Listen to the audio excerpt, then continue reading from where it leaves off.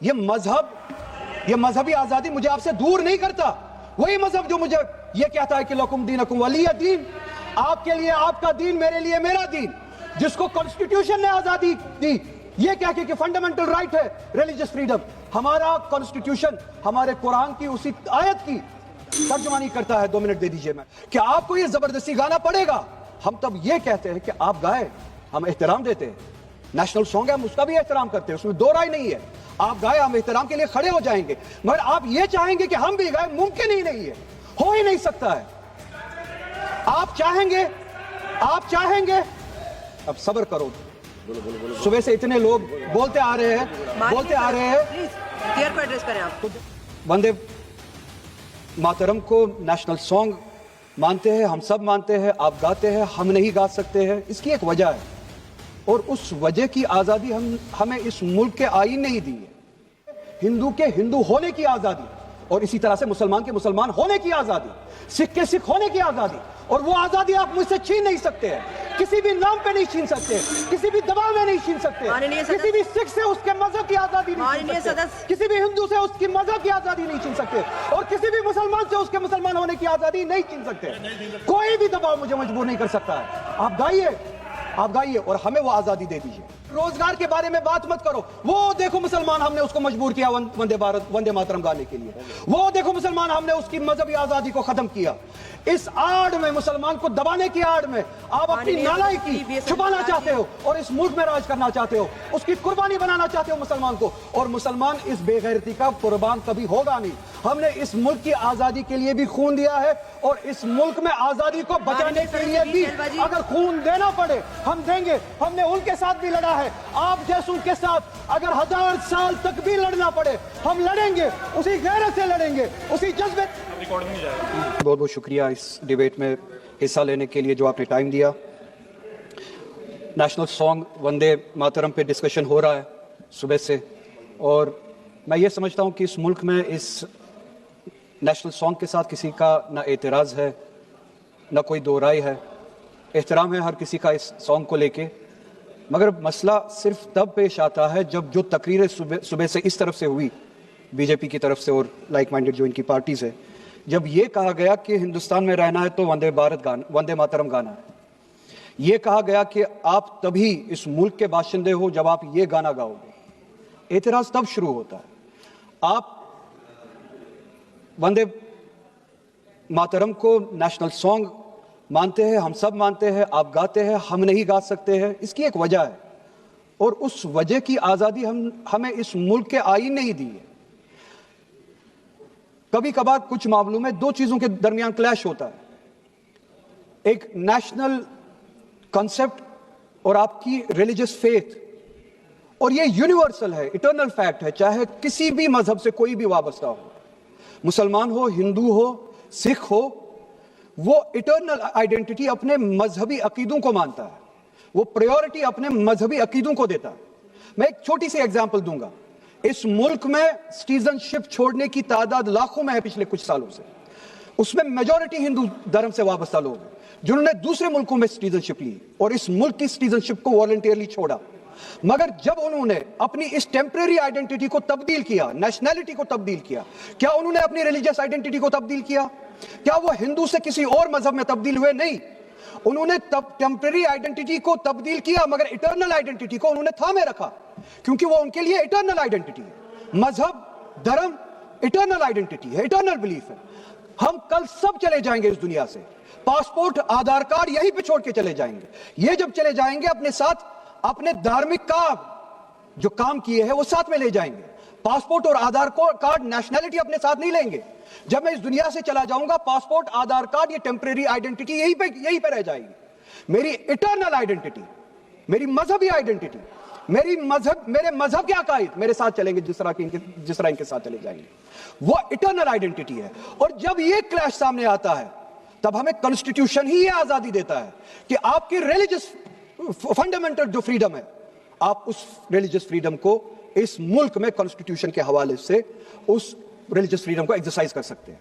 और वंदे मातरम का जब मसला पेश आता है, जब यह कहा जाता है कि आपको यह जबरदस्ती गाना पड़ेगा, हम तब यह कहते हैं कि आप गाए, हम एहतराम देते हैं। नेशनल सॉन्ग है, हम उसका भी एहतराम करते हैं, उसमें दो राय नहीं है। आप गाए, हम एहतराम के लिए खड़े हो जाएंगे, मगर आप ये चाहेंगे कि हम भी गाए, मुमकिन ही नहीं है, हो ही नहीं सकता है। आप चाहेंगे, अब सब्र करो। सुबह से इतने लोग बोलते आ रहे हैं, प्लीज क्लियर को एड्रेस करें आप। तो जवाब सुनने का भी मादा रखा करो। आप गाइए, आप बोलिए नेशनल सॉन्ग है, आप बोलिए नेशनल सॉन्ग है, कोई दो राय उसमें नहीं है, मगर हम पे थोपिए मत। कॉन्स्टिट्यूशन इस चीज की हमें आजादी देता है, और आप खुद कहते हैं कि वंदे मातरम गाने की ईजाद ही आजादी के लिए हुआ, बेशक हो। आजादी किस चीज के लिए? आजादी इस चीज के लिए, हिंदू के हिंदू होने की आजादी, और इसी तरह से मुसलमान के मुसलमान होने की आजादी, सिख के सिख होने की आजादी। और वो आजादी आप मुझसे छीन नहीं सकते हैं, किसी भी नाम पे नहीं छीन सकते, किसी भी दबाव में नहीं छीन सकते, किसी भी सिख से उसके मजहब की आजादी नहीं छीन सकते, किसी भी हिंदू से उसकी मजहब की आजादी नहीं छीन सकते, और किसी भी मुसलमान से उसके मुसलमान होने की आजादी नहीं छीन सकते। कोई भी दबाव मुझे मजबूर नहीं कर सकता है। आप गाइए और हमें वो आजादी दे दीजिए। ये मजहबी आजादी मुझे आपसे दूर नहीं करता।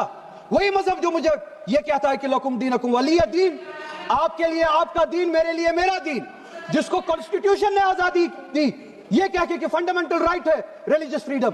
हमारा कॉन्स्टिट्यूशन हमारे कुरान की उसी आयत की तर्जुमानी करता है। 2 मिनट दे दीजिए मैडम, तर्जुमानी करता है कि आप अपने दीन पे चलिए, हमें अपने दीन पे अमल करने की आजादी दे दीजिए आप ही की तरह। बात जबरदस्ती की है, बात किसी और चीज की नहीं है।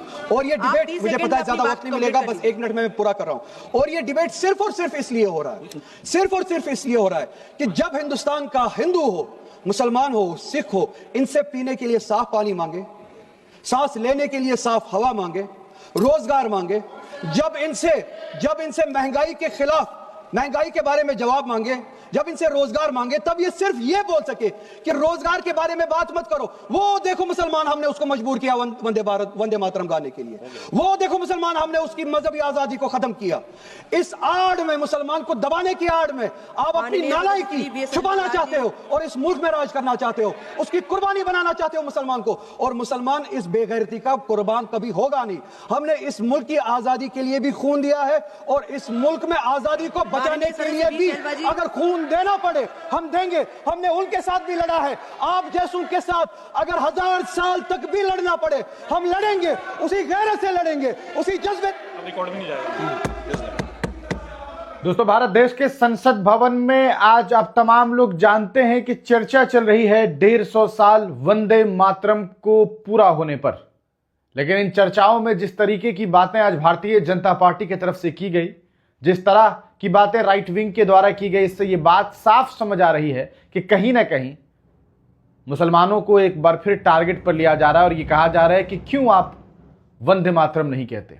यही वजह है कि आज सैयद रूहुल्लाह, आप जानते हैं सैयद मेहदी रूहुल्लाह काफी चर्चित कश्मीर से एक सांसद हैं, उन्होंने जम करके जो है सदन में बोला और उन्होंने बताया कि आप ठीक है, राष्ट्रगीत है, आप पढ़िए, अच्छे से पढ़िए, कोई दिक्कत नहीं है, लेकिन अगर आप हम पर जबरदस्ती करते हैं तो यह नहीं हो सकता। जी हां, सीधे तौर पर रूहुल्लाह मेहदी ने कहा कि हम वंदे मातरम नहीं पढ़ सकते, हम नहीं कह सकते। क्यों नहीं कह सकते, इसके पीछे की वजह भी हम आपको बताते हैं। इसी देश की आईन ने हमें यह हक दिया है कि हम ऐसा नहीं कर सकते।